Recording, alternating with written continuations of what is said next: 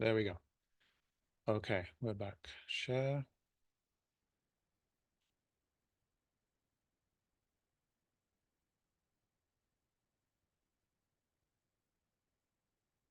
Okay, hopefully you can all see my screen. Can you just give me a thumbs up if you can see the screen?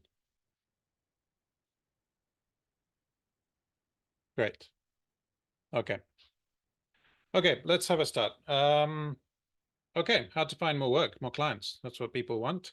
So that's what we're doing. And these are the pain points I'm trying to solve with my productized offer, my translator to translator offer. It's burnout, saying yes to every single job, feeling you're obliged to do that, or it's working weekends. So I don't want you working when you don't want to, or if you work on a weekend, you choose, not the client.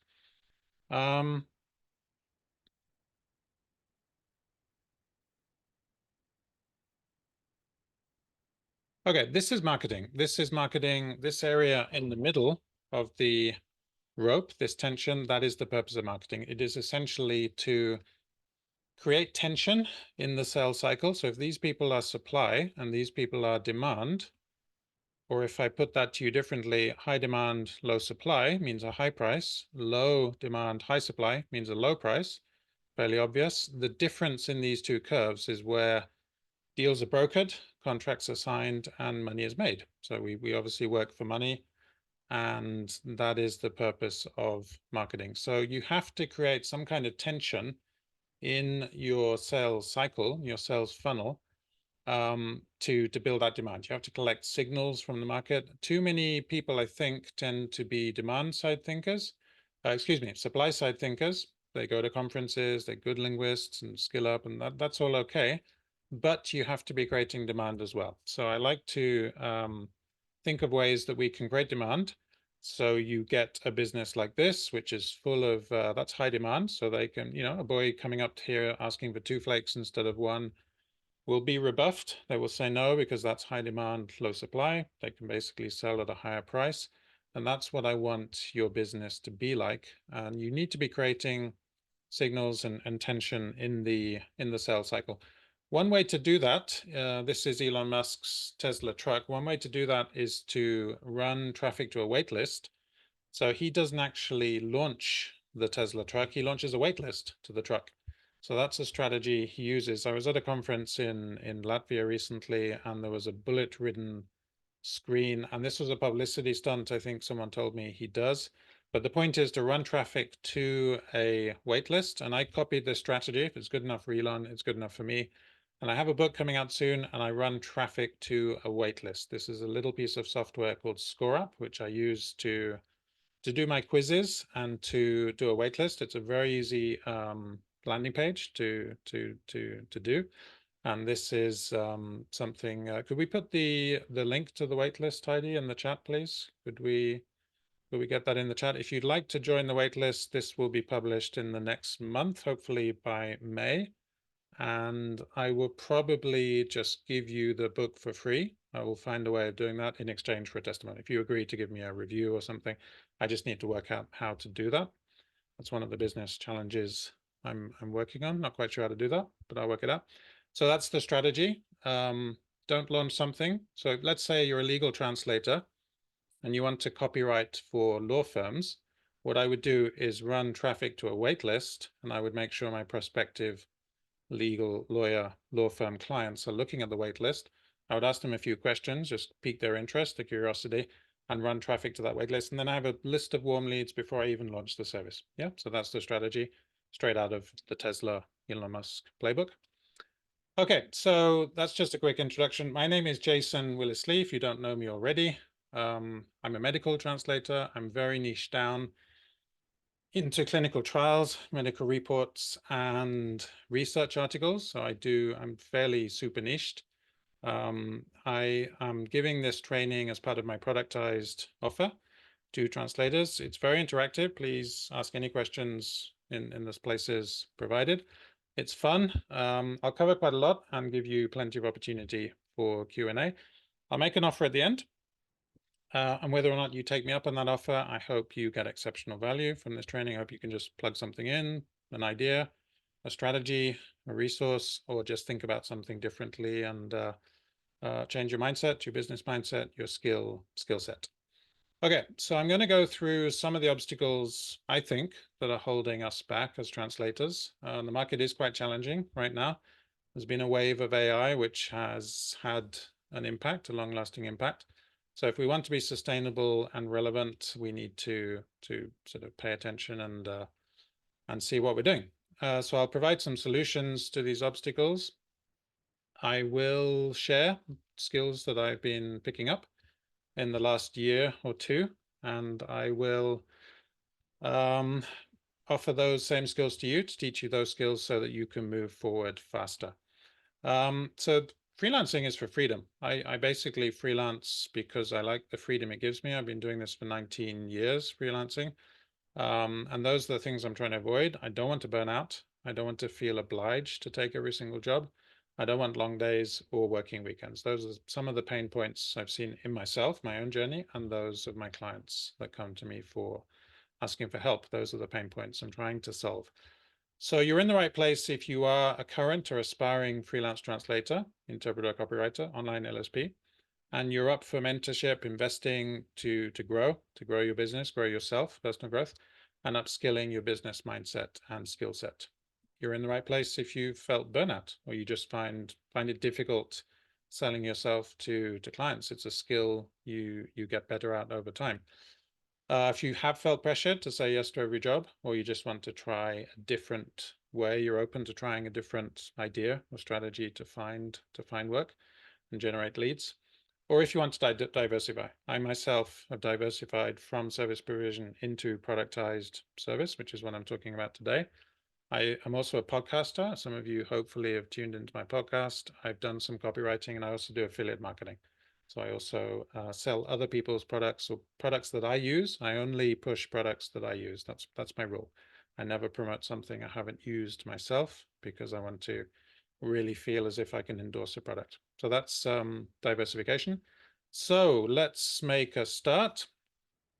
So if I told you that in 1 to 2 months you could easily generate 100 new leads, how would you go about this? What would you think about that? I've created an avatar called Stuck Sally, and she is doing plain old vanilla marketing.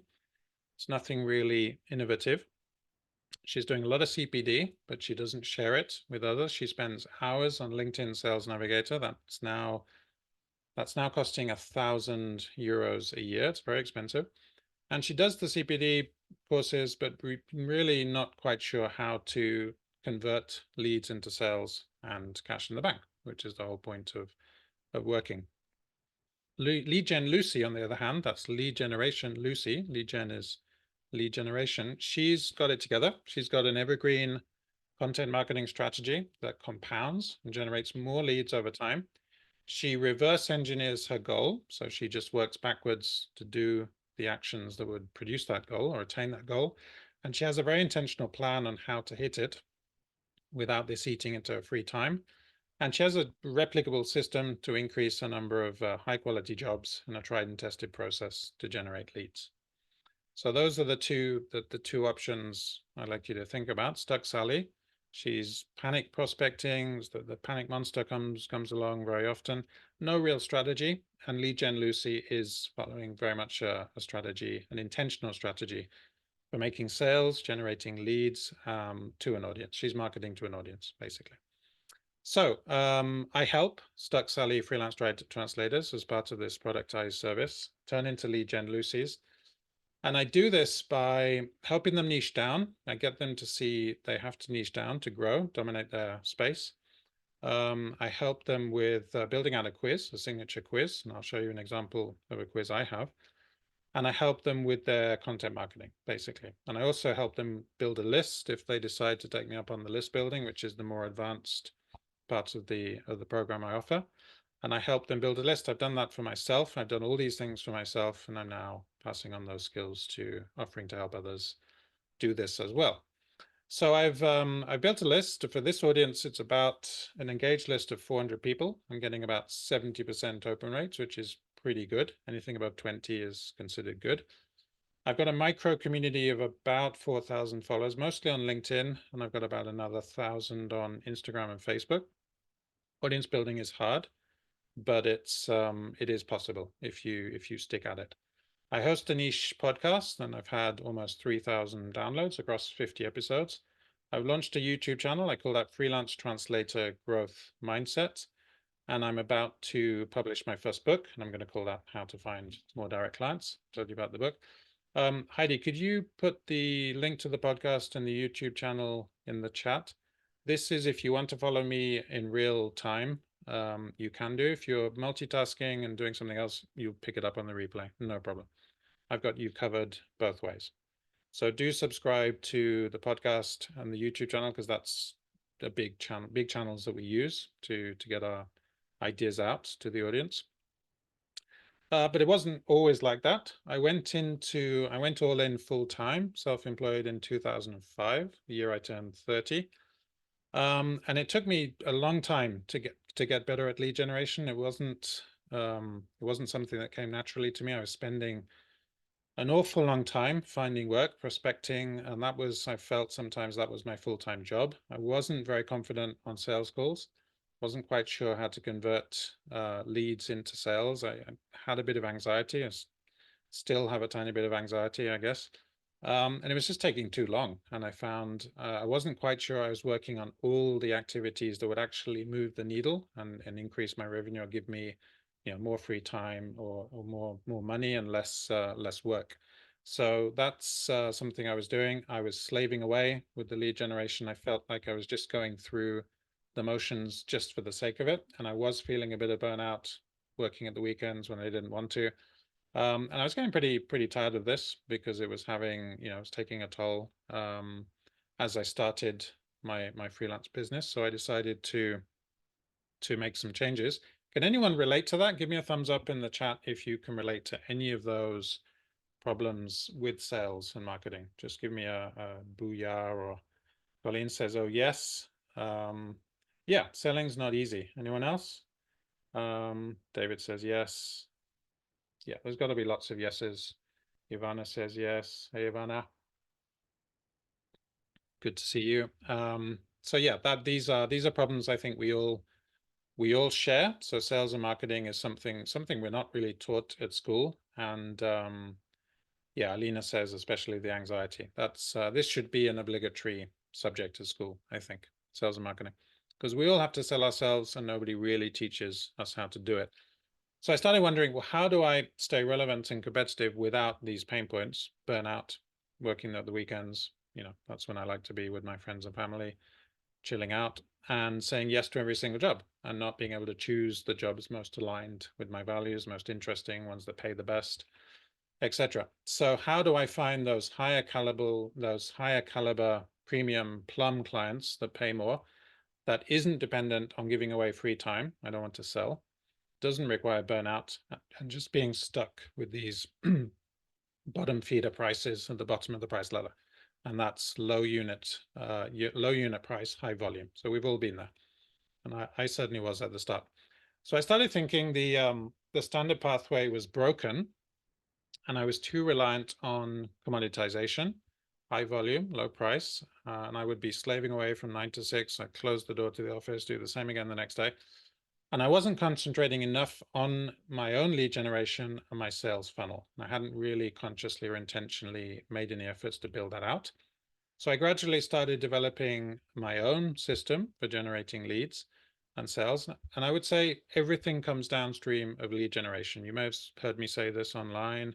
I say it a lot. I'm going to say it more. Everything comes downstream of lead generation. If you're not generating leads into a business, whether you're a service provider, a productized owner, any small business has to have leads. It has to have leads coming in, not monthly, not weekly, but daily. There should be daily leads coming in. So since then, I've onboarded quite a few direct clients, multiple direct clients who pay very well, premium rates. I do have a strong niche, which is medicine. So I was well positioned to do this. I raised my gross revenue about 25% in the last 12 months directly from my content marketing and doing the kind of things I'm talking about today. And I've started sharing my own methods with clients and students who come for help, and they're seeing progress as well. Their online visibility has gone up. They're feeling more confident with pricing, and they are seeing progress as well. So we'll see hopefully some testimonials later on. Here's a couple. So we had somebody do our pricing webinar testimony. I think this was a course I gave for the ATA online, and they appreciated the business side of that webinar. And Michael, I think, did a beginner's course I gave for the CIOL a couple of years ago, and I think he lived in Brazil, if I remember correctly. So there's just a couple of testimonials. So I basically unlocked this secret to how to make sales from the content marketing, from the social media, from all the emails I was doing. And I thought, what if this process is replicable? I suspected it was replicable. So I discovered that the number one grandmaster chess move, I used to play quite a bit of chess, and wasn't very good, but I played a bit, is niching down to scale up and dominate your space. If you want to scale up, you have to niche down. If you have a niche already, trust me, you can niche down further and deeper. And if you don't have a niche, there are beginners among you, that's okay. You just have to start thinking about the niche. Heidi, could we drop the niche down and dominate your space worksheet, please? We have a worksheet I'd like you to look at. So when I'm talking about niche, it has to be profitable. It has to be, is there a market in the niche? So you can pick that up. You'll have all these links on the show notes, so don't worry, you don't have to look at it at this very moment. Is the niche profitable? How important is location? Do you have a brick and mortar business, or is it an online business that I'm trying to build from the ground up? What motivates your audience? You need to tap into the desires. What values do you share? That could be CPD, could be travel, could be podcasting. What problems are you solving? That is a big one. I spend a lot of time in online fora. I'm in Reddit and Quora, sometimes for personal issues, but sometimes for work. And there's a lot of online chatter and interesting conversations that you can get keywords, and you can just monitor this chatter, and you can position your offers and your services according to what people are talking about. There's a lot of latest trends, so that might be remote work, it might be virtual assistants, like what Heidi does, who's helping me today. Heidi's my amazing VA, and it might be AI. AI is a big trend that's going on. What influences people's buying decisions? You can map that out using mind mappers, MindUp, and things like that. And what messages are they responding to? How are they engaging with you? Is it email? Is it social media? What are the channels? I do a lot of signposting. I have my main channel, which is LinkedIn. That's where most of my audience is, about 2,500, I think. And then I signpost people usually from Instagram and Facebook to LinkedIn. I like to channel people to where I have the most number of followers, which is on LinkedIn. So you can be on 2 or 3 platforms, and I'm usually on LinkedIn, Instagram, and the main ones. Facebook is kind of duplicated, but it's nice to have one main channel. So that's niching down. So that's basically to build authority and trust. You have to have this know, like, and trust factor, and get your personal branding and we're all personal brands now. So I want to encourage you to, as I do, I try and inject my life story and my likes into my materials, so people get to know me, get to know a bit about my life. Because essentially, when you look for a mentor or someone to help you, you're essentially investing in the founder. It's the founder. You can have 2 very similar businesses with different founders, and it's what the founder thinks about what's going on that's the difference. The next one is an AI strategy. I see a lot of negativity about AI, people that don't really get it and feeling that AI is taking the work. And I think this is not the way to go. I think the way to go is to just leverage the tools so that we're more productive. So feel good productivity, finding work that energizes us, doesn't drain us when we finish work, or go into the kitchen and finish our working day. So we like a tool called BWX, Bureau Works. We're proud affiliates for this tool. And this tool is, we'll do a separate training, show you a separate training in a minute. So do pay attention to the benefits of AI. Actually, if we put the YouTube video, Heidi, could we direct signpost people to the YouTube video? So we have a full training on BWX, or I'm being trained up on BWX by our colleague who works there, and it's worth taking a look at. It's a great tool. It's good for productivity. It integrates with cat tools. It is worth taking a look at. I like it. And as I say, I only promote tools that I use myself and that I'm convinced that help us. So do have a look at BWX. That training I think is about half an hour. So I won't go too much longer on BWX. The next one is quiz. This is a quiz that we have, a signature quiz.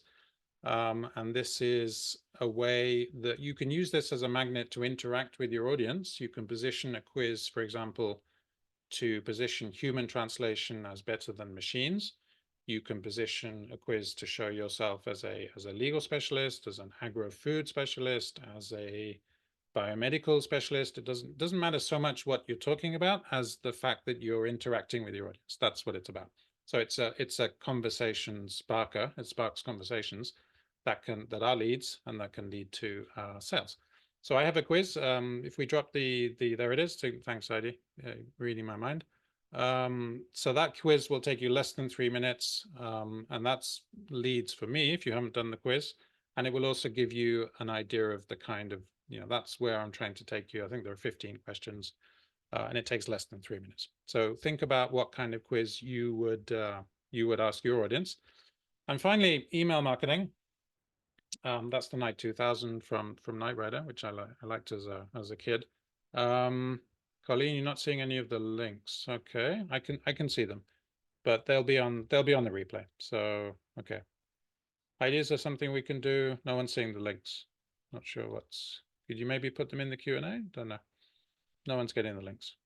Okay. Well, the links will be on the replay anyway. So don't worry about not getting the links. They will be on the replay. So email marketing magic is, it may look hard but at first, but it is actually a turbo boost for the growth. You can really, just like the Night 2000, you can just turbo boost your personal growth and business growth using email marketing. So we'll talk about that a little bit more. These are just a couple of screen grabs from my CRM. I use ActiveCampaign, which is a fantastic tool that I've been paying up to, I think it was 15 euros up until recently, and I've jumped to 1,000. That was for 500 contacts. I'm now jumping to 1,000. And it's such a useful tool to just stay in touch with hundreds of people at the same time. And I really recommend you do this for your own audience. This is an example of the emails I run. I run different lists. So for this audience, I have a list of about 400 people. Obviously, people do an event with me, they come onto the list. Hopefully they stay on the list. They don't have to. They're welcome to unsubscribe if they want to. And I run lists to Spanish doctor clients and prospects. RA's research article and prospects and clients. I have different lists, and where it says view report, I can see exactly which contact has opened the email. I can see the open rate. I can see the click rate, the click-through rate, and you just get a lot of metrics from this, and I can see exactly what's going on in the business and how well an email campaign is doing. So I really recommend you consider the possibility, and this is top-end stuff. The stuff we teach, top end is probably the quiz and the list. Bottom end is, I expect you to do a website, run traffic and eyeballs, as I always say, to the website, get that visibility up, do some SEO, get your SEMrush, maybe just for a month, invest in an intentional strategy, do some keyword research. This field is now, the advent of generative AI is now moving the goalposts a bit on SEO. So we need to work out what's going on. I'm starting an SEO course or personal coaching on Friday, so I will be reporting back on my own SEO. But I'm getting hundreds of hits to my website per Colleen saying, okay, permission on Google Docs. Okay, so I'll make sure you get the worksheet. I think it's in one of the emails that will follow the webinar. Okay, so that's email marketing. That's an automation. So I automate some workflows. If you register for this event, there will have been a Zap, that's Zapier, that sends the contact to my CRM, and then an email is triggered saying that you've registered. So all of that is automated. I just stand back and twiddle the knobs, and I have help with that part of the business. So you want to be outsourcing everything from back-end websites to automation, and just concentrating on doing, finding the clients and doing the work. Basically, you should be just concentrating on your zone of genius or area of mastery, as I call them, and just doing that, and everything else you just sort out. Heidi, for example, does huge amount of work for me. She edits the podcast files, she does the video for the YouTube. I just prepare the content, send it to her, and she does her magic. And so you can all enjoy the content. Okay, so these are a couple of lessons we teach. One is called Daily Lead Engine. And that is where I teach you various types of social media posts. So I'll teach you the hand raiser. The hand raiser is going along with a magnet, or a lead magnet, and saying, hey, I've just finished my lead magnet on, let's say, direct client marketing. This is a comprehensive worksheet that will give you bags of ideas to set your direct client marketing on fire. Would you like to get your hands on it? Some people will say yes, and I will just invite people to come to me. So that's a hand raiser. You can adapt that for any audience, service providers, anything. And conquer your content is we give you the prompt. So we encourage you to be aware of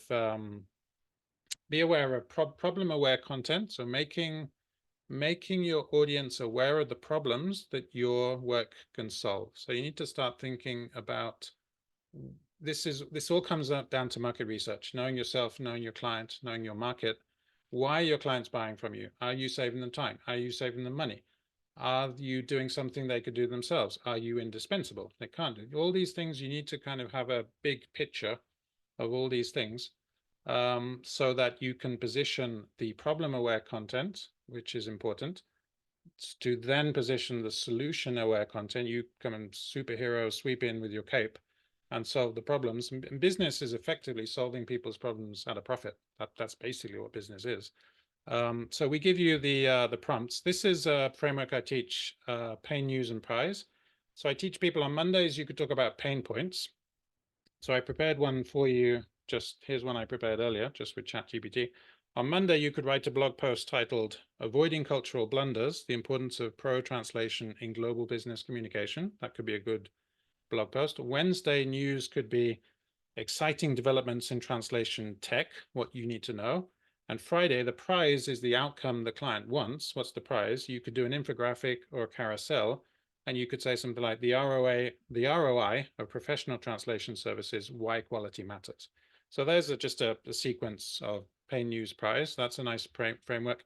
And that's just future pacing. So you're drawing the future for your clients. You're making them see what it would be like, what their life would be like working with you, which is kind of what I'm doing on this webinar. I'm future pacing for you. If you're interested in these areas, then we can work more closely to skill up.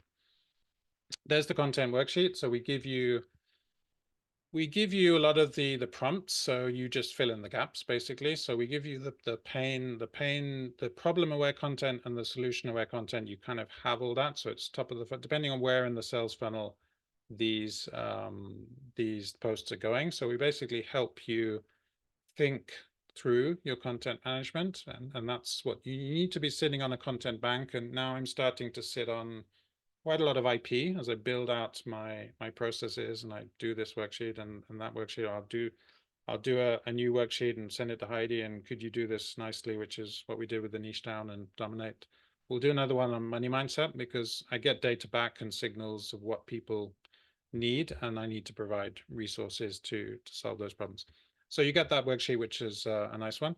So I'm sharing the framework, the how to find more direct clients framework, then you can book a stick at for freelance translators. That's basically what I'm sharing. And I do this, my methodology is niching down to grow, making peace with AI, not venting and wasting negative energy. It's making work energizing and positivity at all times. Building out a signature quiz, or working out what questions to ask your audience that would spark the conversations where they could buy from you. And the email marketing, building a list so that you build your authority, influence, and trust, that know, like, and trust factor, with a laser focus on lead gen. The focus is generating leads, is what happens after leads. Some people buy and you get sales, and hopefully you're getting a higher quality client. How many of you have had price shoppers? I've had price shoppers, a dime to a dozen, wasting our time, asking for quotes. You send the quotes, they say, oh, I'm looking at a cheaper option. Lowest common denominator. Give me a booyah or a thumbs up if you can relate to price shoppers. What we're looking for is ready to invest clients. We're looking for a way to screen the clients to Yeah, Jessica and Isabel both say yes. We've all had price shoppers, and it's the bane of our lives. It's the time wasters. It's the window, the window shoppers. You're looking for clients to ready to invest. If you go along with a magnet that like a quiz, that is immediately you're setting yourself apart from 90% of the competition. So you're looking for ready to invest clients. Who do you think they're going to invest in? Somebody with a nice quiz that makes them think this is the authority in the niche, or somebody or somebody else, somebody without that. So the outcome is hopefully a less is more prospecting strategy and a much higher ROI. So these tools do cost money. There is an investment here. It's time and money. Nothing comes for free. But you won't be reliant solely on a bottom feeder business model for success. And that's the high volume, low unit price. We've all been through that. I went through that at the start of my translator career. I think I'm well beyond that now after nearly 20 years. Hopefully some of you are too, but that is part of the business, and we need to move away from that. So that's more or less the methodology. We could throw a niche here as well, the niching down. It's leveraging AI as the tool for productivity, considering the possibility of BureauWorks, which is the tool I like. It is thinking about a quiz and what questions to ask. Do we position human translation as better than machine translation and make clients think twice about going to the machines? Because I think there are many more clients now doing good enough translations with machines, and that's okay. It's not okay for publication pieces, research articles, journals, website copy, a lot of things. I use AI every day, but I don't publish a machine generated content. I'm obviously humanizing it and injecting my own experiences and life into things. And the email marketing. So embracing email marketing as a long game lead nurture strategy, along with the quiz and the AI and the niche. So hopefully that will take you from where you are now to a better situation. Hopefully higher income, hopefully less work if you can earn more and work less. And hopefully you'll get these ready to invest clients and kind of filter out the background noise that so many of us have had in the past. And I think this is the best way. This is my methodology. This is the best way to land high caliber direct clients and avoid the biggest mistakes Stuck Sally, remember her, the avatar, makes when prospecting for new clients. And those mistakes are not niching down. So if you don't have a niche, what do? You get a niche and you spur your growth and you dominate your space. That's how to go into the space, occupy it, and take it by niching now. I've had a very strong niche for years. I've been working on medical articles. I did study medicine a few years as an undergraduate, so I was lucky. Very lucky. I worked as a clinical researcher as well. So I was lucky I came into the industry with some other work experience that I'd done before. And I didn't realize how useful that was until I niched down myself. So if you do have a niche, you look at the worksheet and think about how you can niche down further. If you don't have a niche, you definitely need to. And remember, it's not just about industry. It's not just about law, medicine, finance. It's about size of the company. Do you want to hit up large companies, HR departments? Do you want to work for SMEs, small companies? Do you want to work? What kind of client do you want to work for? What are the values? What's the alignments with the projects? There's lots of things to think about with niche. Treating AI as the enemy or as a bad, scary dude, as I say later. We make peace with AI and we leverage. We're positive. We don't post all this negativity about robots taking our work that I sometimes see online. That's just wasted energy, venting. We don't want that. We want to be feel-good productivity, energizing ourselves through work, not draining ourselves, and leverage. I'm all about leverage. These days, I think a lot about leverage. It literally is a lever or the sort of moments of inertia, opening a door, the hinge, you remember from your O-level physics. Insufficient lead gen. So remember, everything comes downstream of lead generation. That's my mantra. I'll say that again and again. And the way to get the leads is by doing a quiz, and this software will cost you barely 20 euros a month. It's a very low cost for the return that you can get from the quiz. If you can convince and incentivize and provide a carrot for people to do the quiz, a free conversation with you, a resource, a worksheet, some kind of magnet, an ebook, something that you can convince your prospects to do the quiz. And you don't want it more than 2 or 3 minutes. Mine takes 3 minutes. You could do one for less, 1.5 minutes, 2 minutes. And it's a conversation sparker. We want to spark conversations and just get this hustle and bustle. We don't want to constantly be actively, we want them to chase us. It's almost like a reverse seduction routine where we want somebody, somebody we're interested in chasing us. All right, so I use ScoreApp.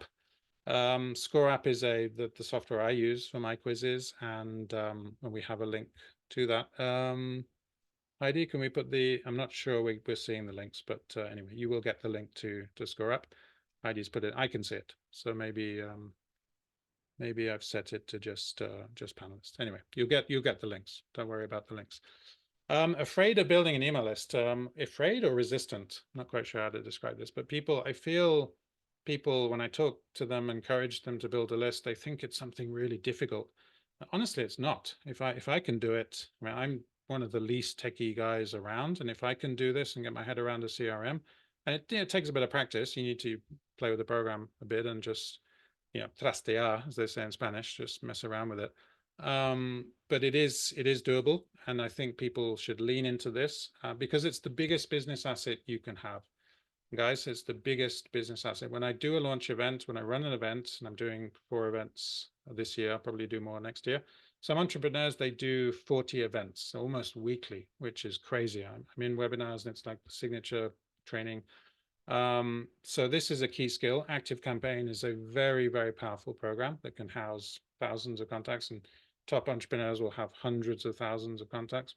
I've got a list of a few hundred, but this is worth looking at, guys. It's really worth considering. So let's unpack these mistakes in more detail so you see what it looks like. First of all, there's no niche. How does that look like? Basically means you're in a sea of the same. You can't stand out. How do you stand out if you're just in a sea of generalists? No niche. You can't pinpoint your UVP. That's unique value proposition, UVP or USP, unique sales proposal or proposition.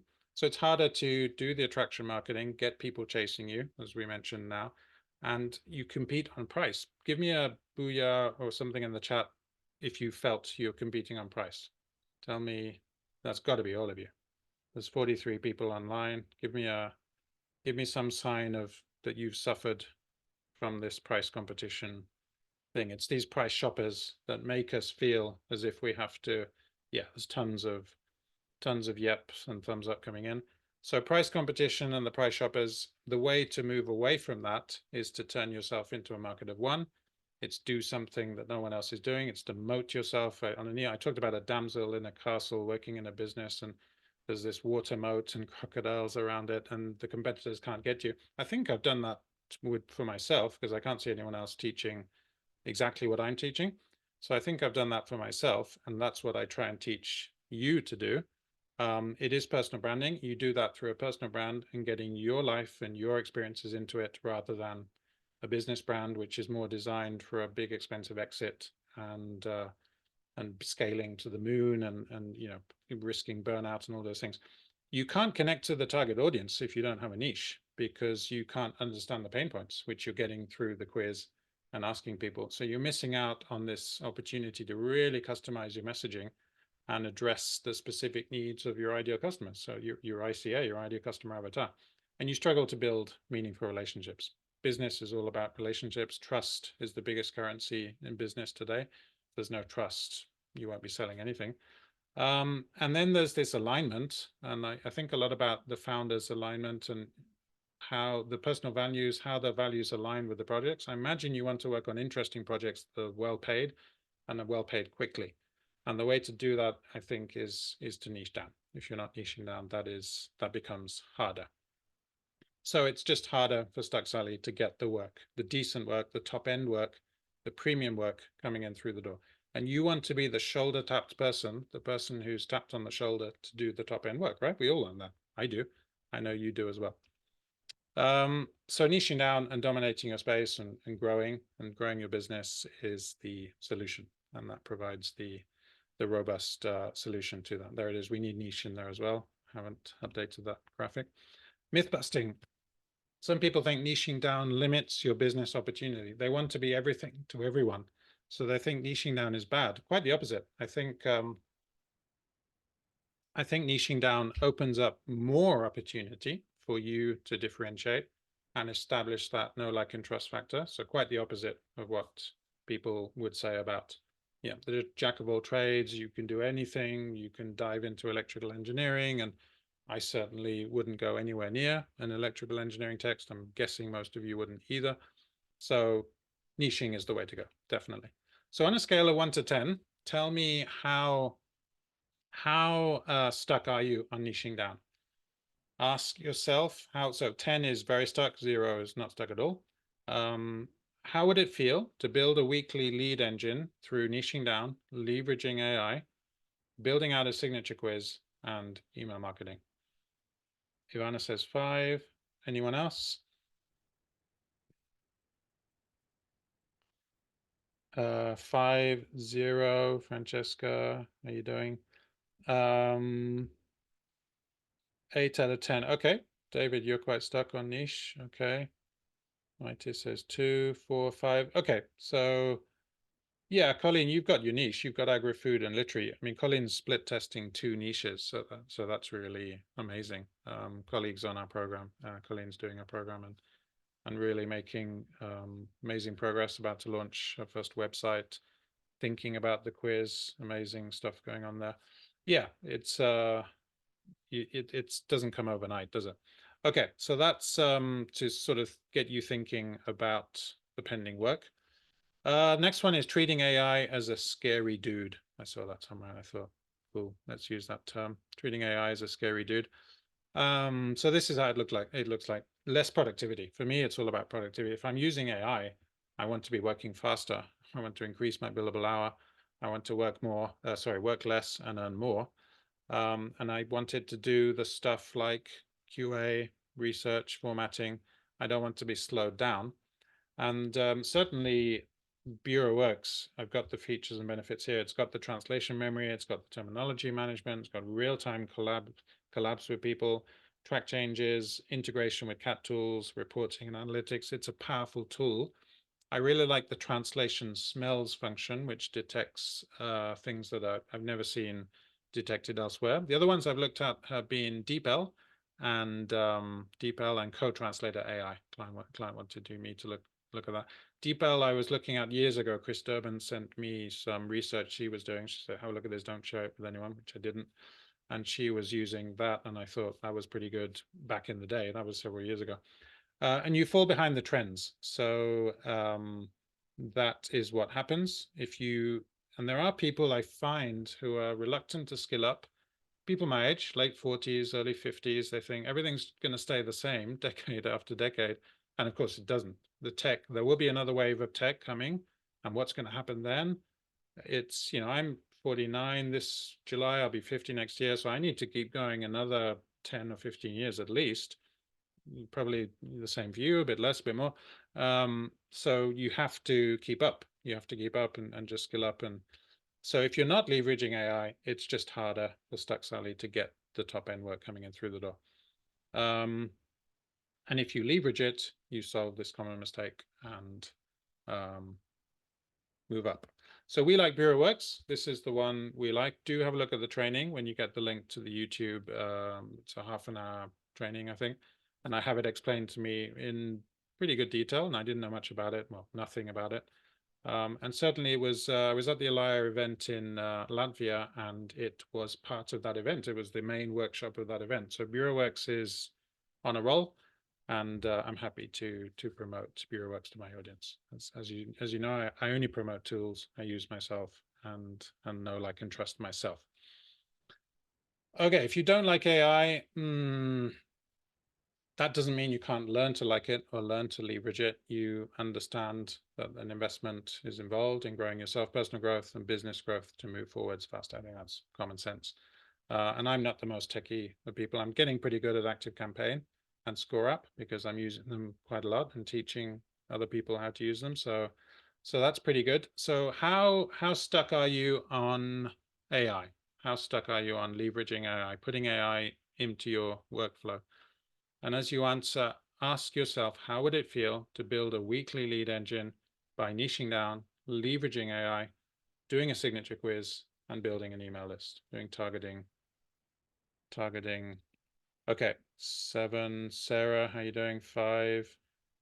Isabel says 7. Good only with AI. Okay, so a range of responses. Francesca, 5. Yep. I mean, 3, 7. Okay, so think about how you would implement AI. And I think people don't implement it because they think it's work. They think it's more work learning how to use it than not using it. If you invest the time, and then you will see a long-term return. You need to put up leverage. There's upfront work and time, but then you get the benefits later on. And that's a leveraged business model. That's something I'd love to have. Just divorcing my time from my value, doing a one-to-many coaching offer, and leveraging my knowledge, expertise, and IP. That's what I'm trying to do with my own business. Okay, so any questions so far? Do you want to put a question in the QA? Okay, let's have a look at the QA because there are a few questions. Okay, they're about the links. Yeah, don't worry about the links. I'll make sure you get the links, Francesca. There are the links actually, so you have all the links there. Great. Fantastic. Thank you, Heidi. You're amazing. Okay, so the next mistake is the signature quiz. You don't have a quiz because you've never really thought about how this would help you find work. But now you're doing this event and I'm showing you it's pretty darn useful. So if you don't have it, this is what it looks like. You've got no way of engaging with your audience because you don't have a quiz. You just sort of winging it. It is a lead generation tool because it's a magnet in itself. My quiz is top of the homepage on the website. Go there. It's on all my call to actions. Every post should have a call to action, a CTA. There should be something signposting the person to the next step. With me, you'll always see what the next step is to go. Is it a discovery call? Is it actually, if we put the discovery call link in the Q&A, Heidi, that would be good. If you would like a call, just put in one-to-one, just bring that to our attention and we will do a call and go into this more in detail. So there's reduced lead gen. If there's no lead gen, there's no conversion. How can you convert the leads into sales if there are no leads? That stands to reason. And then at the top end of the quiz, you can actually have PDFs of results. You can actually score people. So I'd like you to read a book called Ask by Ryan Levesque, and his business is called the Ask Method. So scorecard marketing came from originally Ryan Levesque. I'd also like you to read a book called Scorecard Marketing by Dan Priestley. He's the owner of ScoreApp, and this is a $30 million business. Scorecard Marketing, that's an ebook you can pick up for next to nothing, might be €1 or even less. And you can just read the philosophy of these things. And if you do get the PDF at the top end, I'm just about to do this at this stage to give people customized recommendations, insights, and solutions. The other way that I use quizzes is to segment my audience because I have a very heterogeneous audience at different levels. I have beginners, I have what I call beginner plus, and I have more advanced people. So I'm getting different levels in. I need to work out, I don't want to be talking to everyone at the same time. You can talk to various parts of the room at different times. So a quiz is just basically an all-round jolly good thing to have. It's a one-way ticket to regular and consistent leads. Definitely. It is a one-way ticket to regular and consistent leads. And I would say the top end of the market because not everyone is doing this. If you're doing it, you immediately stand out head and shoulders above the people not doing it. That's pretty obvious. So scorecard marketing is the way to go. It is the best way to build out a sales funnel of warm direct line leads. And I think a valuation of a business of 30 million, I think, is testimony enough that this is a good thing to have. And it certainly helped with me in my wait list and my own lead generation for my own business. And we use ScoreApp, and this is something I've been paying something like 20 euros. I think I've just gone up to 30 euros. And if you get the PDF results page and you want to send something, some people a really valuable educational tool, that will be around about that price point, which is not expensive. I mean, it's an investment, but it's not expensive. If you pin down the software that can really help you, I think it's worth considering. Okay, so implementing a well-crafted quiz, you need to think about how you use strategy and devise this. We'll think about the questions you ask. It diversifies your client base. It avoids you stagnating, and it skyrockets or turbo boosts, as I like to say, because I'm a Knight Rider fan, your lead gen and your sales opportunities. So that's basically why we do scorecard marketing. Read scorecard marketing, get the ebook, and tell me what you think. Myth busting. I've never done quiz marketing before. Honestly, neither had I until less than a year ago. So I'm the guide, and I'm here to support you and guide you every step of the way along your journey. But this is a really good way to go to future-proof. This is Sophia. She was a beginner. She came with her qualification. She wanted to do audiovisual translation, and we sent her on her way with I think she was well prepared to start looking for the first projects and clients. So hopefully, she was happy when she went away. So that's another nice testimonial. How stuck are you on quiz? Is it all a 0? I mean, have any of you, is it all a 10? Sorry, very stuck. Have any of you seen quiz marketing at all? How stuck are you? Colleen, 9, Mighty, 9.5. Okay, so you're pretty stuck. Okay, so none of you really thought about this. Ivana, does 0 mean you're not stuck at all or very stuck? Okay, Francesca, not heard of it before. Jessica, never thought of it before. It sounds good and simple. Yeah, it is, Jessica. It is simple. It literally is. Okay, Ivana, that should be a 10 then. That should be a 10. Okay, no problem. I think I got you on the 0. Cool. So read scorecard marketing. If you can read ask and the ask method, Ryan Levesque, he's the guy that everyone follows on this. And I'm working with somebody to build my quizzes who did 20K mastermind with Ryan. So this guy's been in 27 markets, knows more about quiz marketing than anyone. So that's quiz marketing. The next one is the list building. So if you're afraid, when I say email list building, you're thinking, ooh, this sounds difficult, or you're just feeling resistance or a panic monster coming in. Anything that makes you afraid, you need to just punch fear. You need to literally do a punch and a kickbox. One of my mentors did this on a video, and just punch it in the face, or he did an email or something, punch fear in the face. Because we all get fear, we all get afraid of things we've never done before, right? But as I'm only, I'm not much more ahead than most of you. I'm maybe 2 steps ahead. It may seem more, but really it's not. And you can just, close that gap pretty easily by scaling up. So this is what it looks like. This is what it looks like. If you don't have a list, you can't communicate that directly with your target clients, because unlike social media, SM platforms, where the algorithms are limiting the reach, email goes straight to the inbox. So if you've got the email, the double opt-in, the consent, the permission marketing, that it's, you can't spam anyone. You can't be in an inbox that someone doesn't want you there. You have to give them an unsubscribe option, GDPR, very strict, more strict in Europe than America. And this is the big one. Number 2, look in the middle. Do not build your business on rented land. I have a mentor, he's always sort of, do not build your business on rented land. And he had the example where his book was shut down by Amazon. This is Chris Ducker, one of my mentors, and he was just selling the book off the website. So this is interesting for me, because I'm doing a book on Amazon KDP, and what if it's shut down and I need it on the website as well? That means a Thrive card and some kind of pay way or something so people can buy it. So do not build your business on rented land. If you have 100,000 followers on Facebook or Instagram, you are at the mercy of Mr. Musk or Threads or Twitter or whatever it is. Mr. Musk and Mr. Zuckerberg, if these guys shut things down, that's it. You sort of nothing happening there.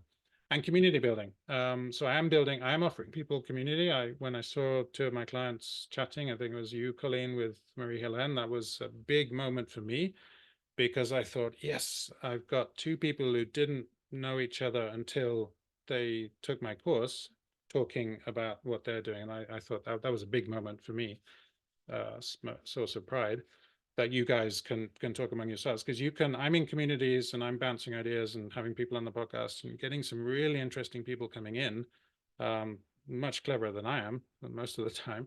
And it's just really cool to have that happening. So it's not just an email list for sales and marketing, it's a community building tool as well around your personal brand. Remember, I want to know about your life and your likes and your, what you've lived that no one else has lived, because the only person who's lived your life is you. I talk about Indiana Jones, Back to the Future, Knight Rider. I say I was born in Scotland. I say I'm half Sri Lankan. I've got these attributes that are very unique to me. Probably no one has that. I played the cello, played the piano, put a piano thing on Instagram that got 500 views. Within TikTok, you get 500 views in 10 seconds. It's just crazy. And I was just playing a gymnopedy or a few bars of a gymnopedy. Lucy, I think you commented on that post. I'm glad you liked it. I like that you liked it. Okay, so without a strategy on email, you're just missing out on this engagement. So email and quiz, it's all about the engagement, guys. You've got to get these conversation starters going, these email enticers. That's another thing we teach. An email enticer is, I'll just say, hey, and then the name populates, would you like more direct clients? And then just spark a conversation, something like that, or probably something a bit more, a bit more elaborate. And it's a relationship builder. So that's what we're doing to get work. We're building relationships with people who can pay us to do their work. So it's lead nurturing, it's everything comes downstream of lead generation. Must have said that at least 5 times. And it's a sales booster. So if you neglect it, if you say, not for me, I think you could be leaving a lot of money on the table. And in business, you don't want to leave money on the table when you could make more money. Making money is fine as long as you do it for the right reasons. A lot of people feel icky about making money. I don't. I have to pay a mortgage every month. I have to keep my teenagers in food, and they're eating a lot of food. So regular email value bombs to make sure the engagement doesn't decline. I'm getting 70% open rates. I love tracking that and seeing, but every email subscriber is a person. This isn't, it's not a metric that people with emotions and needs, and they should be treated as people, and obviously with respect at all times. They don't want to be on the list, they leave. I don't want anyone on my list who doesn't want to be there, because I'm paying for a certain number of people. If people are not opening my emails, I will take them off. I will do a regular clean and purge that list. And there are tools within ActiveCampaign to do that. So it's about keeping the loyalty up. It's about keeping the CLV as customer lifetime value. So if you take your revenue sheet, your Excel sheet for your income, you should be Paretoing, should be 80-20ing your sheet and working out the 20% of customers providing the 80% of revenue. In translation, we get a lot of these one-time customers coming in for their certificates, and that doesn't, they're usually a one-hit wonder, a one horse wonder, there's a racing term, and they usually don't come back. So those customers are kind of time sucks that maybe the CLV is decreasing. So make sure you look at your sheet at the end of each year. December is a good time, or January, and work out what are the 20% of customers providing 80% of the profit. That's what I try and do, and I work out exactly where the money is coming from. Because you don't want lower repeat business and referrals. You want to keep those things up. So we use ActiveCampaign. As I said, I've just gone up from 15 euros a month to whatever it is, the next stage, 20 or 25. And I've got space for up to 1,000 contacts. I think I'm up to about 400 or 500. And it's just a fantastic tool. It does the automating of workflows for me. I do the email campaigns. There will be some emails after this event. Those are all campaign. They're all automated. They're all prepared in advance. And it's a great tool. So do consider, have we got the affiliate link? So these are affiliate links. So if you do buy these tools, I make a very small commission at no extra cost to you. There's the, do I use a CRM, Ivana? No, my CRM is the ActiveCampaign. Years ago, I used to use a thing called Translation Office 3000. One of my friends won it at an event, and he gave it to me because it wasn't compatible with his Mac, I think. So I used that for a while. But ActiveCampaign is my CRM. I swear by. I also use a thing called Airtable. And Airtable is a little more advanced for business owners, and it's just to keep the fields. It's a little bit better than Google Sheets, but I'm trying to get my head around Airtable. I'm working with some people to do these things, but no, basically I'm using ActiveCampaign, Ivana. Okay, so it basically enables personalized communication with different segments of the audience, and you can just give people the right information at the right time. So there's this customer journey that you want to take people on, and just give them the right information at the right time. You don't want people unsubscribe. It's okay if people unsubscribe. I used to get more offended at unsubscribers, but now I don't, because I'm working at higher numbers, and that will happen. This is where I'm trying to take you. Heidi, I think you did this for us, an amazing graphic. From strangers to prospects to customers and then promoters. Colleen, by now you're probably a promoter. If you want to unmute yourself and say something, I know there's a testimonial. Can I? Heidi, can you unmute Colleen? Is that possible? Or can I do that? Hang on. Allowed to talk. There we go. Colleen, can we hear you? Is this going? Yeah, I can hear you. Go for it. Okay. Go for it. Well, yeah, I've known Jason for, I don't know, it's probably been 10 years. Or more. We met in a choir, so we were singing buddies, We were. and also found out that we were both translators, so that was nice to have that other connection. And then, yeah, I just stumbled across, in fact, your course, and several months ago. Well, it's probably been 6 months now, and so I've been going through that the whole way, and checking out all of these videos and all of these webinars, and every single time I'm learning something new. Cool. And really trying to get moving on a lot of things. I know it's taking me a long time to actually do it, but I'm working on it. No, I'm delighted with your progress, Colleen. It's a pleasure working with you. You've come a long way. I know we talked about overwhelm, and it is overwhelming because we had an email exchange about the O word, and I was overwhelmed like about 8. I was exactly where Colleen was saying she was. Went to bed one evening and just feeling this sense of overwhelm. Literally, you can close the gap and just skill up if you set the goal, reverse engineer, and put the time and just get this energized work energy going and not feeling drained, and just do, and just beat the panic monster and punch fear in the face and all these things that personal growth people will tell you about. It can be done. So you want strangers to turn into prospects, warm leads. So warm lead is someone who knows you. There are people on this call who know me for a while. I would consider a warm lead.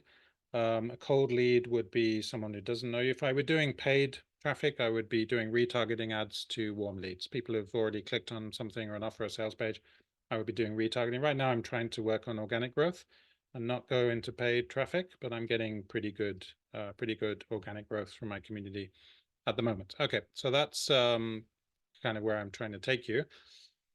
Myth busting. I always do a bit of myth busting. Email marketing sounds like rocket science. No, definitely not. I mean, if I can do this, all of you can. Absolutely. You need some practice on the program. You need to do that, trasteando in the sense, playing around with it, mucking around with it. But honestly, if I can do it, if a Luddite techie like me can do it and get my head around it, you certainly can. And it's basically just creating a list, a CSV list of emails, importing it into the program, setting up your campaign email template with your branding and your logo and your photo and your assets, your business assets. Remember, business is a lot of it is about building assets. And I've been building assets now for nearly 2 years. So I'm pulling the lever on these assets and IP, and that's good fun. It's hard work, but it's fun. It's a fun journey, and I feel the freedom from my life, which is great. So if I can learn this, definitely you can. This is Kevin, another one of our clients. He zoned in on the pricing and negotiation, so that was nice. He liked all the value. I always talk about keeping value above price and making sure that value is positioned. The moment value drops below price, those scales, then you're in trouble. So I bend over backwards trying to make sure my value is always above the price I ask people for. So he was a happy chappy with that.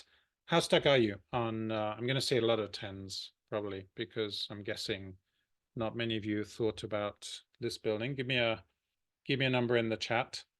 Ask yourself, how would it feel to build a pipeline of warm leads through niching down, sales pipeline, yeah, leveraging AI, a signature quiz to lead gen, and an email marketing strategy? How many? Fernando's asking, could you please elaborate how the signature quiz works with direct clients? Okay, so I mean, I don't know what your niche is, but you could do a subject specific quiz that positions you as a trusted authority. So you would find, so let's take Colleen's example of agro-food. So she is working with white middle-aged men. So we could ask them their demographic, we could ask them their age, we could get that kind of demographic. She's working with that kind of white. Okay, I'm not white, but these men are a bit older than me. They may be Trump voters, they may be Vox voters, that kind of, you don't want to get into political affiliation, but you want to be just asking them questions. It doesn't really matter what you're asking. You can ask the purpose of the documents, what's the ultimate purpose, why are they buying the translation? You could position human translation as better than AI. Have you used AI? Have you had a bad experience with AI? Have you used an agency? I mean, there's an infinite amount of possibilities, but it's perfectly okay to do a quiz for a service provider audience. So hopefully, I mean, I'd probably need to get some more data on your specific business situation, but it's definitely doable. Okay, did I get some numbers in the chat? Let's just okay. Did you all say a 10 on list building? Okay. Okay, so that is email list building. So you're probably thinking, you're welcome, Fernanda, you're welcome. Happy to go into that more with you if you like. So you're now probably thinking brain exploding. It's a lot of information I threw at you, 4 different areas: niche, AI, quiz, email marketing. So just to recap, we saw Stuck Sally was the avatar I created. Stuck Sally has no niche. She treats AI as her arch enemy. She's not doing lead gen with a quiz, and she doesn't have a list. She doesn't have a business asset that she can go to when she wants to do an event or launch a new service or do anything like that in a business sense. So she's panicking. There's no real strategy with Stuck Sally. And you've learned that the best workflow is to avoid the biggest mistakes that Stuck Sallies make when they're client prospecting, which are no niche. So we solve that by niching down to grow personally and business and dominate the space. Treating AI as the enemy? No, we're positive and we implement a tool such as BureauWorks or maybe a similar tool and leverage that for productivity, make sure we're making a higher billable hour, working faster. We build out a quiz we work out what questions to ask our audience. We first of all need to know our audience to devise the questions and make sure we're getting a return on those on that quiz, on the leads that come in, and hopefully set up discovery calls, sales conversations that could lead to sales and revenue. Depends on their pain points. So the answer to Fernando, I think it depends on the pain point. We need to know more about the audience to devise the quiz. And then there's no email list building. There's so we solved that with regular email value bound. I try to pack as much value into my emails. Some people do leave occasionally, but most people stay because I work on this during the week and I'm tweaking it throughout the week, and just making sure that CLV is there and people are loyal to the brand. If they like the founder and they think, okay, this guy's worth investing in or this girl's worth investing in, great. So you get more repeat business and hopefully people coming back an account, not just a one-hit wonder, but coming back with more work. So that is the just checking the time, and we've been going for about an hour. Okay, not too bad. So that's the transformation. I'm trying to take you from being a Stuck Sally into a lead gen Lucy by doing these things and niching down, obviously. That's the transformation. But you probably still have some questions about this. The main questions I get are about the time and money. But what was your biggest aha moment on the training? What was your biggest aha moment you thought, Colleen's done a few events with me and says she always learns something new. That's great. Sarah, email list is a weekly newsletter, correct? I have an email list to do my weekly newsletter. I do it weekly. I start in monthly. I recommend you start slow or once every 2 months and then build up to once a month. You need to get your content. You need to do your reps, guys. This is like going to the gym. You need to get those reps in. I do gym once a month. Should be doing it twice. but you need to do your reps. So this is a newsletter. You get people to subscribe. I don't do a LinkedIn newsletter because I don't own that asset. And I don't like, and I'm always getting invitations to go on people's newsletters. I don't do a LinkedIn. I do my own newsletter from my own asset, which is an ActiveCampaign. So what was your biggest aha moment? What was your... Daniel says the quiz was the biggest aha moment, as I haven't considered the idea before. Okay, great. That's good. Okay, so quiz marketing, Fernanda. Okay, so most of you liked the quiz. Okay, just see if anyone else coming in there. Chian says, I got a few inquiries from LSPs to join the machine translation team using and building their TM. I said no thanks to them. Is there a better answer to this? Machine translation team using and building their TM.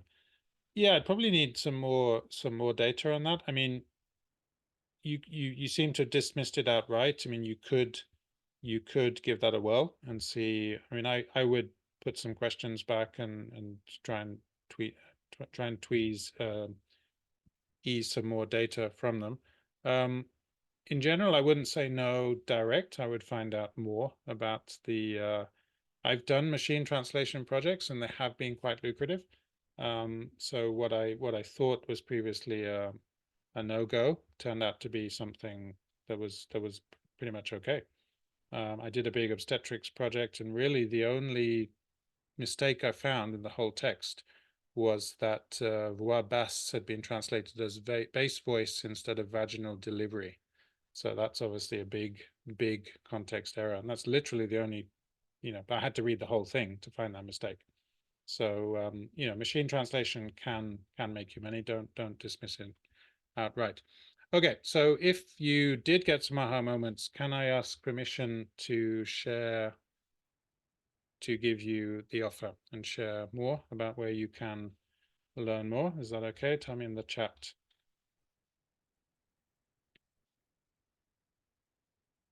Give me a thumbs up if that is okay.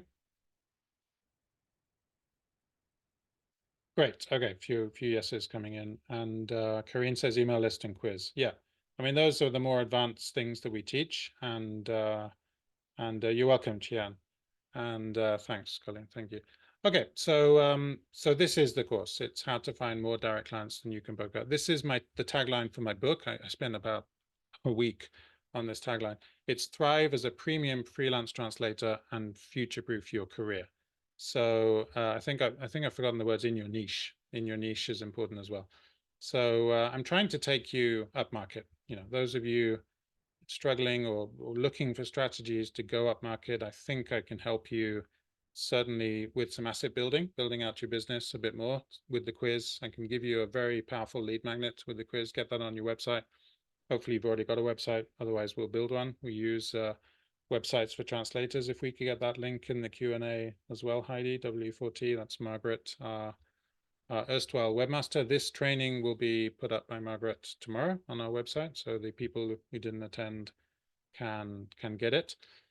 So there it is. That's all our IP. We're sitting on an increasing amount of IP these days because as I do my conversations, I talk to the audience. I'm always talking to my people, working out where the pain points are and where the leverage, how I can most help them with my resources. I want to get the best possible result for you, and I want you to get the biggest bang for your buck off me, and just take you to where I am or even further.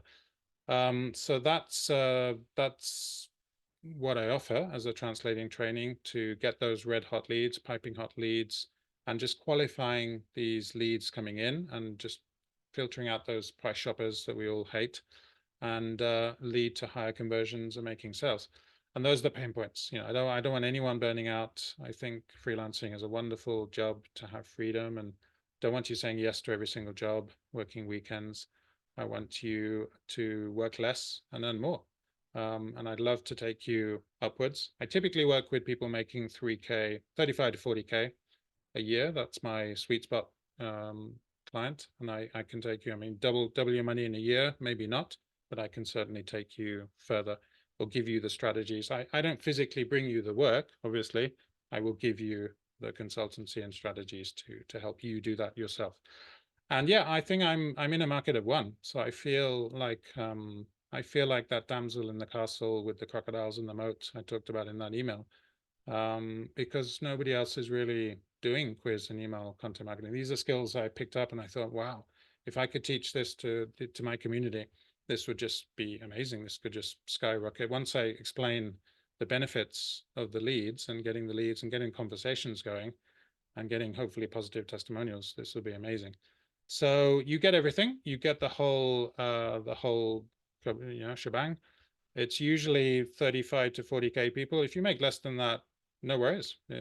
We can look at your situation and work out the pressure points to take you further and work out what parts of the curriculum you want to do. Do you want to do a new website? Do you want to do do you want to do the quiz? Do you want to do the list? Do you want to do all of these things? It's all time. It's all, some cost involved in the software, but it's all good.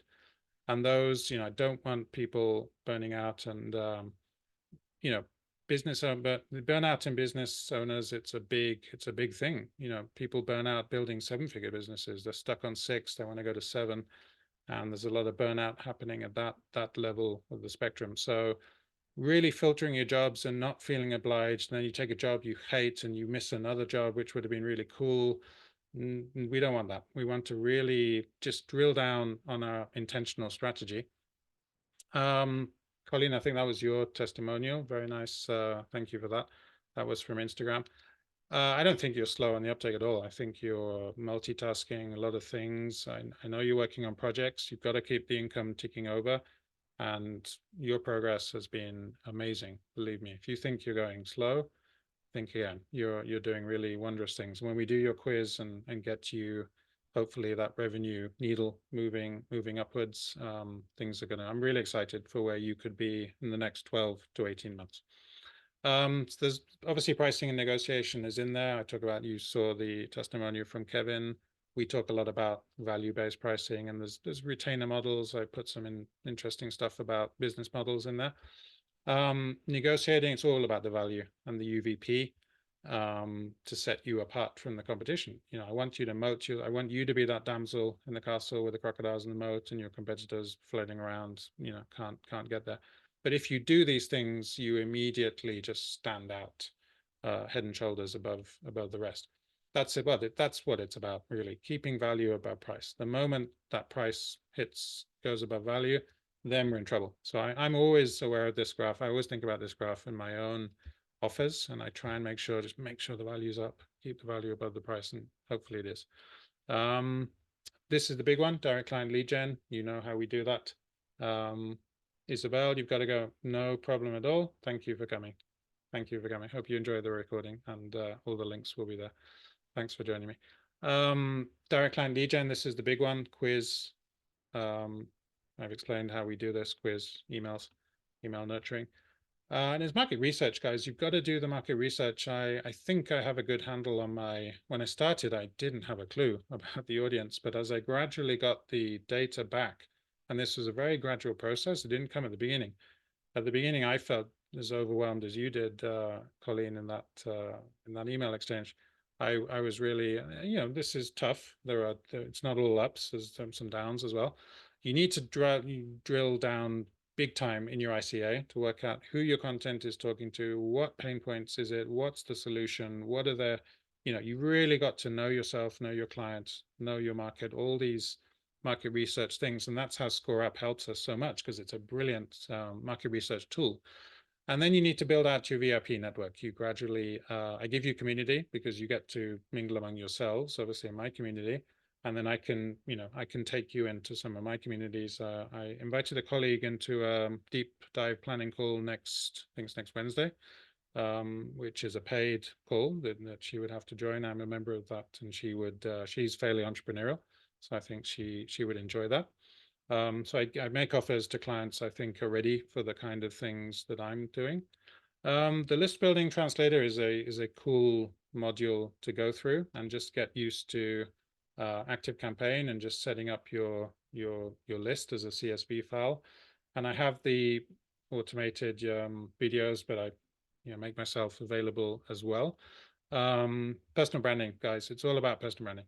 Forget about business branding. Get your story, your life story, your upbringing, your Knight Riders, Indiana Jones, and Back to the Futures, Born in Scotland, How Sri Lanka, all of that stuff for me. You need to think about what that would be for you. So that's unique. See you, Kati. Thanks for being here. Thank you. I appreciate you. And then there's a bonus module on mental wealth and productivity. I do talk about personal finance quite a lot. I like optimizing my own finances and just squeezing, I say a lot, squeezing more juice, or is the juice from the squeeze, getting more juice from the squeeze. I picked that up. I just nicked that from one of my mentors. So I use that sometimes, get more juice from the squeeze. So that's what you get. You get all the templates, the tools, the scripts, the worksheets and resources, most of which is Heidi has created when I give her the content. And just make this process as smooth and easy as possible. So I just put it all in one place for you. That's Tatiana. She did the mini course I have, which is kind of to promote the big course, the one I'm talking about today. So she liked the storytelling worksheet. I haven't talked about telling stories. Telling stories is very powerful in sales and marketing. If you get a story in there about personal branding and your story, it really resonates with. I'm much more prone to pay attention to emails that tell me a story than those that don't. So that worksheet alone is valuable. That is valuable IP. What's in there? I think it's 4 or 5 pages of. So those are the worksheets we have. I think 4 of these are magnets. The top 4 and the niche down are magnets. I give them away for free, as I gave away the niche down and dominate magnet today. So I go with my magnet to draw people in. So you need something to give away. You need a bit of IP to get away. It's a big strategy. And just always have more of a giving than a taking mentality. In general, I think, not just for entrepreneurship, in business in general, if you give more than you take, you're on a winning streak. No problem at all. You get the community. I have a Facebook group. Talked about Colleen and Marie-Helene having that conversation, which was amazing. As I build that out, that will hopefully, I'm in communities of up to 100 people. I've got less, but that's a great thing for me just to go in and sort of see how it's going. And I just prod people to, what they're doing. And this round will be one-to-many. So I want to do a group coaching. So 6 months of twice monthly calls. So there'll be 12 calls, 1 hour calls on Zoom, as we're doing now. It will be done as a webinar, just a call, send you the link, and we will do a Q&A on whatever you're working on. To boost what you're learning online. Colleen, there's your testimonial. I think you found that you were grossly undercharging. So that's what we got out of this testimonial. And then we over-egged it a bit. I think we overkilled it and we didn't get a job, but we're moving in the right direction. I mean, I think we're moving in the right direction. You didn't get that job, but we definitely are moving in the right direction. And yeah, absolutely thrilled with your progress. So thank you for that. That's Monica. She also came in, very versatile translator, medical translator, doing Greek and poetry and all kinds of things. I enjoyed meeting her, and she found the one-to-one office hours were the best part. So that was good for her, and that was nice. So I love getting positive feedback. Obviously, I mean, I have to get positive results for people to do this. So you basically will be more confident and skilled up, hopefully, with your sales and marketing, just to build something that's more relevant and competitive over the next few years. It has been a damaging wave of AI and all these things. I do get that. I appreciate that. I consider it more of a challenge than a threat. Value driven has to be value driven, and it's all about the lead generation. I can't say that enough. If you're not generating leads, everything comes downstream of lead generation. And that's what content marketing is. Remember that tension in the tug of war? It's that tension in the sales cycle. You have to have that tension, that demand, that running traffic to a wait list, these strategies and things. Yeah, I'm always thinking about business problems and challenges and doing something better. How could I do this better? And that's what I want to take you on your mindset. And we all come from a service provision mindset. And I've just done some coaching with some cool people and just skilled up. And using email marketing as a really cool tool to engage with clients and get the business growth. So I put a price comparison in. I mean, if you did manage to cobble all of this together, I think you would end up with something like that. It's a bit of a guesstimate, but I put that in to give you the price comparison. So there's all the online visibility, running the SEO through SEMrush, hopefully getting either our specialist or someone else to do that. I'm not an SEO expert myself, but it is important to get masses of hits and traffic and eyeballs on your assets. Pricing and negotiation, obviously, quiz, email. So that's roughly what I think the training would cost if I were to charge that. So just one of these modules could bring the investment back in 1 month, and that's just a tiny piece of something much bigger. So just quiz or just email, could bring a client the investment back. And I basically give you all of this IP on a platter in one place and make myself available to support the IP. And I like doing that. I love the coaching calls and feeling that I'm adding value. And I've worked with people on non-translation businesses. I have a client who brought me a real estate consultancy business in Rome, and we had loads of fun looking at the sales page, the pricing written system, working out the connectors for her, estate agents, language academies, intranet of the FAO and the WFP, and that was really cool. So what will it cost you not to sign up? How many new clients would make your investment back? How much time and money will you save? It all comes down to time and money. On your own clients, you want to save people time, you want to save them money, and people will pay for those things. Okay. So how much is it? It's $997, and I have a payment plan. Somebody asked me for a payment plan last time, and I needed that incurs a cost for me. So I do have a payment plan. We could negotiate the months, but the main thing for me is that people understand this is not a Netflix subscription. You don't come in, subscribe for 1 month and disappear. This will be a contractual. If it's 6 months, it's 6 months. If it's that's something we signed. That's the main thing. This is not a TV subscription or the kind of tennis thing I switch on and off. This is something different. And I'm gradually building this up to a full year's training. I'm up to 6 months. Last round was 3. I'll do one for 9 and hopefully one for 12.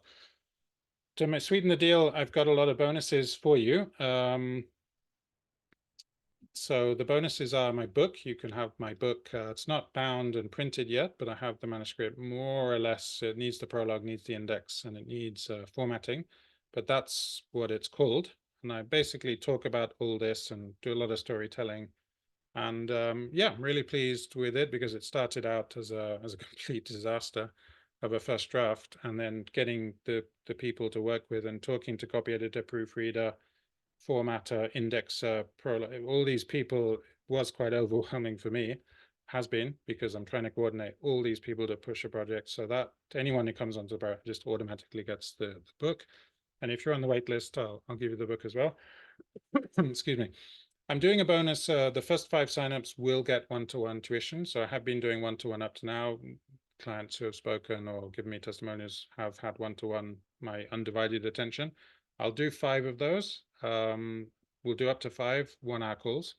So that's the first 5 signups. So if you are interested in one-to-one, just put one-to-one in the chat or make yourself known to Heidi or myself. We've got an amazing creator. I have a creative friend called Josh Goldsmith.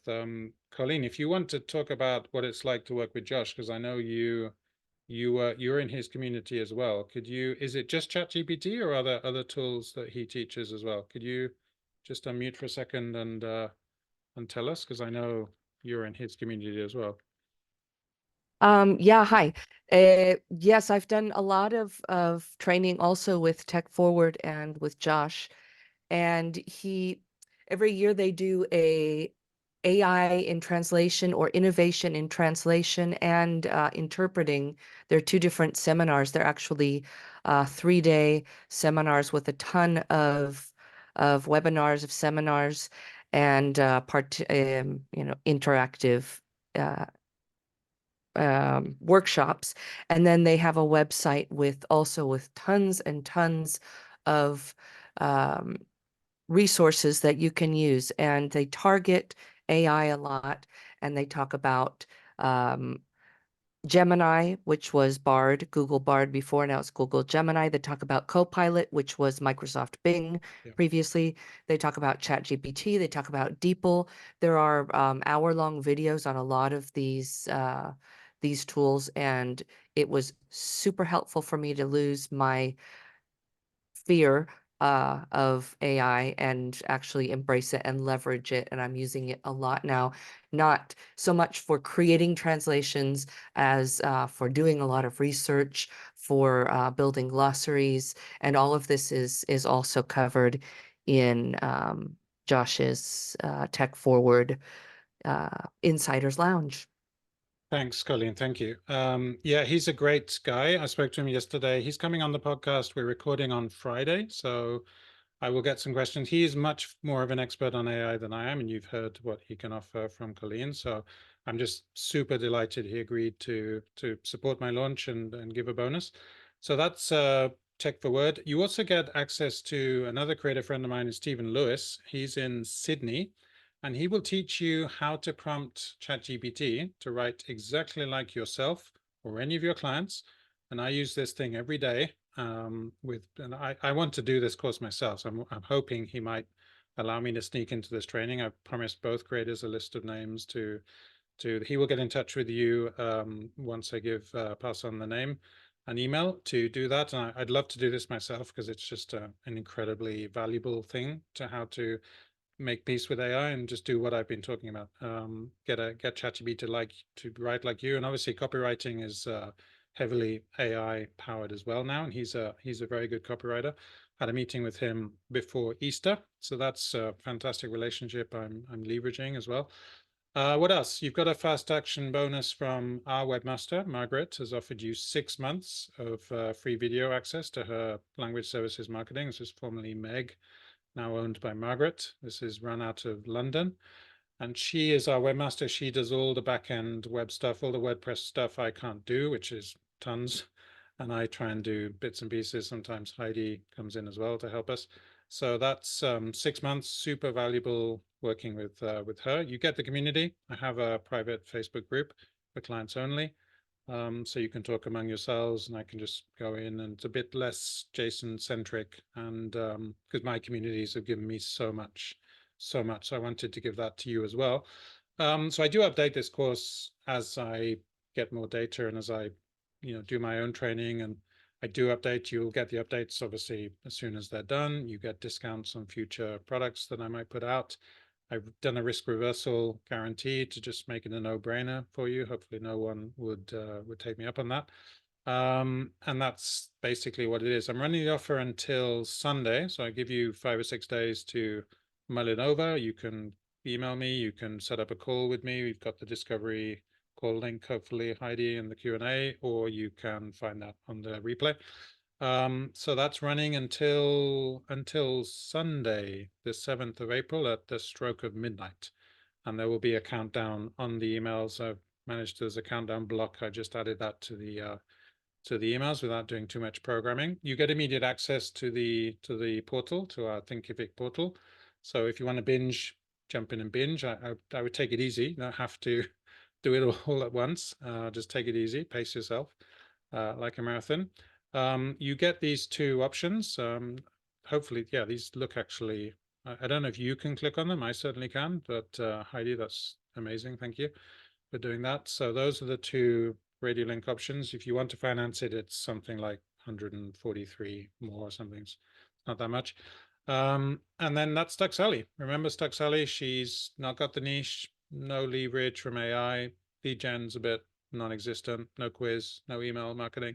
Or you could be Lead Gen Lucy, got it together, doing all of these things, got all the content plugged and played into a business, get the support of a cheer squad, the community doing the same thing as you at your point in your business journey, and start generating those warm leads and just hit the sales revenue goals out of the park. That's what I want for myself, and that's what I want for you. So we need a bit of strategy in doing this, intelligently, using the tools we have without breaking the bank and going bankrupt. So any more questions, stick them in, or just unmute yourself and talk to me, and I'll put my headphones on. the questions I usually gather time and money. Do I have the time? I mean, I've given you 6 months to skill up on this. It's a kind of minimum time period of commitment I require people to make to just and we will do, you know, longer programs, but 6 months is enough time to fit your work around your schedule. You have life, you have partners, you have children, you have other things than work. I get that. You have to cook your meals and all kinds of things. So you know, of course, it allows you the space to do this over 6 months.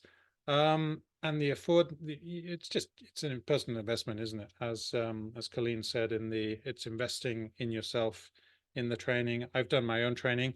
It has been life-changing for me. This is, you know, very emotional thing to have done this. It really has changed my life.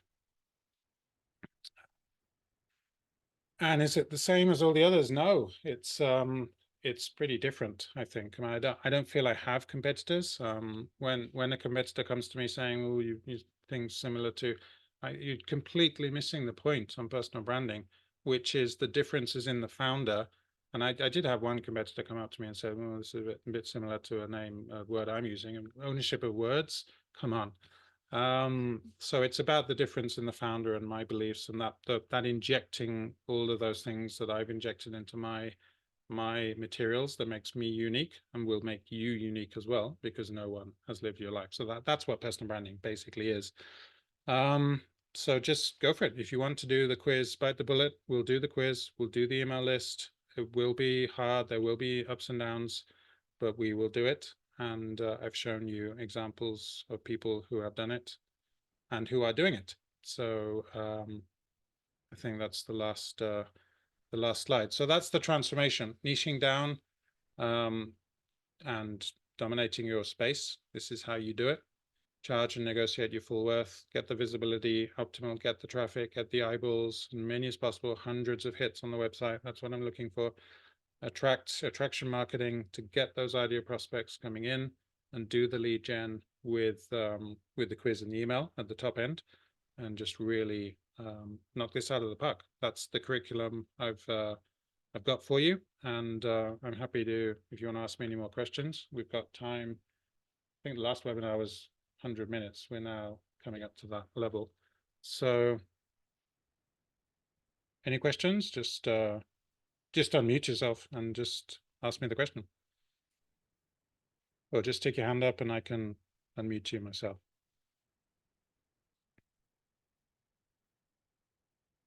Any questions in the Q&A? Fernanda, I struggle a little with niching down because I specialize in 3 fields: health, marketing, and SEO. Marketing and SEO and education. Any tips? Okay. I think you can. So I have clients split testing, Fernanda. Colleen split tests agri-food and literary. She's got, you know, proven track record in both of those fields. I have another client who's doing education and medicine. I have another client who's a chemical translator with a real estate consultancy business on the side. So there's no reason whatsoever why you can't split test different fields. See you, Francie. Thanks for coming. Really appreciate your sign up. We'll talk soon. So you can split test, no problem. And what I recommend is you could do different quizzes if you wanted to, and you could split test the leads and work out which quiz is performing better. And we could have a lot of fun doing different quizzes on those. I mean, maybe one of those fields gives you more revenue than other. You want to go all in on one, or just chuck one and do 2. But there's no niching down. Doesn't mean just, you know, you can have 2 niches. And I work for a management consultancy, and I always sign my emails. I changed the medical to corporate and financial translator just because it feels more in line with what I'm doing for him. Sarah, so nice to see you. Thanks for coming. I hope you enjoyed this training. Yeah, I love your posts when you go on LinkedIn. Great to see you. Yeah, I mean, you can do 2 niches. There's no problem with 2 niches. So yeah, I would say decide what is the I would say Pareto, those three niches, which is what is the 20% effort producing the 80% output? Is one less performing than the others, and can we check it? And then we split test two. That's what I would do, Fernanda. Any other questions? Okay, I've answered Chian, I've answered Fernanda. Just see if I missed any. Okay, I think I've answered everything. Any more questions, or you can make a discovery call? Just, do we have the discovery call link, Heidi, in the chat? Should be there. So you can book a call. You can email me on jason@entrepreneurialtranslator.com, jason@entrepreneurialtranslator.com, and that's you'll just get a very quick reply. I'm on that email. Okay, last call for questions. Any more questions? Anything we talked about today? I'm got my eyes peeled on the chat. Okay, so if there are no more questions, I'm going to close the webinar. Thank you so much for joining me, and I will see you soon. Bye for now.